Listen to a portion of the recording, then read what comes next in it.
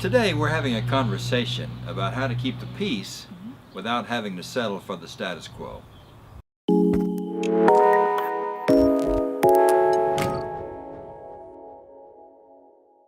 Well, this is our second attempt at this video. It is. Oh boy, it's frustrating. We've already filmed it, we uploaded it, and then I don't know what happened, but we lost all the videos. Disappeared. So we've moved this vlog to the front porch. Too bad you can't see those beautiful pink roses outside that they're pretty. banister. They're pretty. Beautiful afternoon, a little warm. It is. But it's a good day. It is good. We're talking about a post that we published on June the 1st.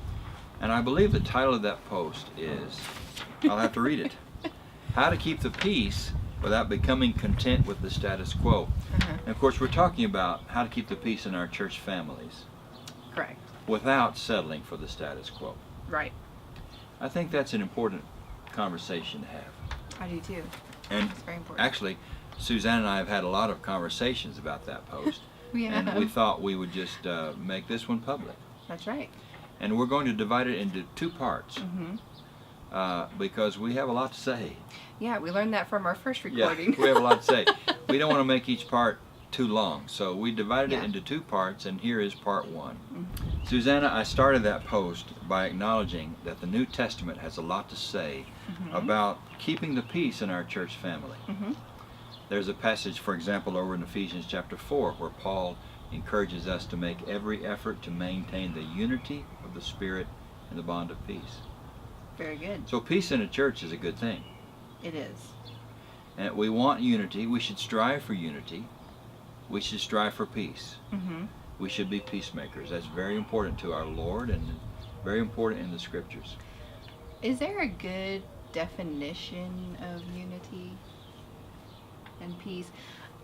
What do you think? Well, the reason I ask that is I think sometimes we think of unity as we are unified because we think the same, we have the same stance on everything, we believe everything, like everything is the same, so we're unified because of that. And I don't know if that's always the case. I think I view unity as, you know, we are striving for the same goals and the main purpose of what we're doing, but we can still be unified even though we may not necessarily agree on everything. I believe the Bible teaches that there must be unity around a core set of beliefs. But I think you're right that we don't have to agree about everything for there to be unity. I mean, I think what you're talking about is uniformity. I mean, there's a difference between unity and uniformity. Very good.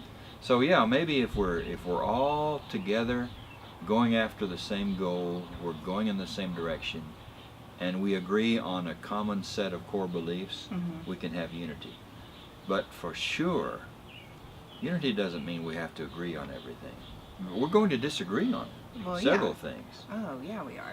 I think the point we want to make here is that it's important that we try to make peace in the church. I think it is too. So, Susanna, we're interested in keeping the peace in the church. Right? I mean, Jesus valued unity, and Scriptures want us. Scriptures encourage us to do all we can to maintain peace and unity in the church. Right. But I want to vent a little bit here. Okay. Because in my experience, we oftentimes use that as an excuse for maintaining the status quo. Yes. Let me tell you what I'm thinking about here. Tell us. Someone comes up with a good idea that has the potential to advance the cause of Christ, to help the church to grow, to draw people closer to God. An idea, a plan that has potential. Yeah. But someone says, well, if we do that, it's going to disrupt the body. It's going to upset some people. It's going to make some folks mad. They may even leave. And so we just don't even consider those ideas because we're afraid of upsetting some people. So we maintain the status quo. We keep doing what we always do, even though we need to make some changes, because we are afraid of upsetting some people. Yes. Can you tell that that really bothers me? Yes. It really bothers me. I need to cool you off a little bit. No, well, it we should do that bother sometimes. you. We do that sometimes. It bothers me. I mean, if we need to make some changes, we need to make those changes. Yes. We also want to keep peace in the church, Mm-hmm. but we don't want to use that as a reason to not make the changes. Yes. I actually think when we do that, we're causing more harm. Well, yeah. We're causing more harm, and we're not helping people grow spiritually. Listen, Suze, And that shouldn't be the case. growing spiritually is all about change. Yes, it is. Conversion is just another word for change. Yes. We've got to make changes Mm-hmm. to be pleasing to God, to do His work. Yes. And by the way, while we're talking about change, I have this sense, tell me if I'm right or not, Okay. I have this sense that people in your age bracket are a little more comfortable with change than people Uh-huh. in my age bracket. Yeah. You think that's true? I do. I think that's true. Of course, again, I can't speak for everyone in my generation, but I would definitely say that I think that that's true. In some way, it's almost like it's part of our DNA. We have grown up with constant change. Yeah. So it feels very natural to us. It's a natural part of your life. And so I think there are times where we just can't understand why change can't happen and why there's such an uproar over some changes. And I think we don't understand that. I think this is very true. I think it's true that a lot of younger adults, for example, can't understand why we can't make changes rapidly, just like that, changes that we need to make. Yeah. And a lot of people in my generation and up are thinking, well, we need to go slow because we don't want to disrupt the church. Maybe we're Right. the ones who are giving undue consideration to the effect that change will have upon the church. Right. Right. I don't know.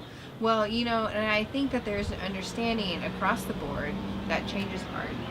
Change is Change is difficult. hard. It's challenging. It can be frustrating. It can cause conflict, which we don't like Conflict. in the church. Now, there's another topic we need to talk about. You know, folks, we need to learn how to handle conflict in the church. Oh yeah, we do. We do. Mm-hmm. Because, that'd be a good topic for us. listen, to talk about. we're going to disagree about a lot of different things. Mm-hmm. But we need to be able to disagree, express our views and our opinions with respect for each other, Mhm. with consideration and love for each other. Right. And conflict is not the end of the world. No, conflict's natural. No, conflict is natural. We're going to have conflict. We Mhm. need to learn how to deal with our conflict. And for Pete's sake, let's not decide, well, in order to stay away from conflict, I'm not going to make the changes I need to make. Yes. I'm not going to consider these ideas that may advance the cause of Christ because it may lead to conflict. Mm-hmm. I mean, let's not take that stance. Right. Well, and I would going back to the younger generations, we want to deal with conflict. We're tired of seeing things shoved under the rug in order to keep the peace. In fact, that's one reason I think a lot of younger people are leaving the church today, is we're saying, can you please step it up a little bit? Can you catch up here? Can we talk about these issues? Because that's what we need. We need to talk about this. We can't stand to just shove it under the rug anymore, because that's not really matching up with our mission as Christians, really. If we're not moving forward and if we're not dealing with some of these things, then what are we doing with that? What are we doing? So, well, yeah. And I think when we deal with change, I think it's all in how we handle it, how we present it, and how we journey through it. I think that is what is at the core. And I think there are some change that should be slower, but I also think there is change that should be quicker. Okay. Because there is just more at stake. And if sometimes I think there's a sense of urgency with the younger generations and change, that if we don't do it now, I mean, I don't know. Got to do it now. Yeah, on some things we need to do it now because there's a lot of it at stake. A lot at stake, sure. Well, let's continue this conversation. Okay. Let's call a halt to this right now. Let's just review by saying, okay, we want to keep the peace. Mm-hmm. We want to honor our Lord's plea for unity Yes. and for peace in the church. But we don't want to keep that from keeping us from growing. We want Yes. to. We don't want to maintain the status quo just in order to keep the peace. Yes. So the Exactly. question we need to try to discuss is, how do you do that? Mm-hmm. How do you make the changes that are necessary and that are advantageous without upsetting the church? Yes. Let's do that in part 2. Okay. All right. Part 2. Hang with us. Yes, we'll go over some of the tips you gave in your blog post. Okay. We'll have some good back and forth on And that. we want to hear from you.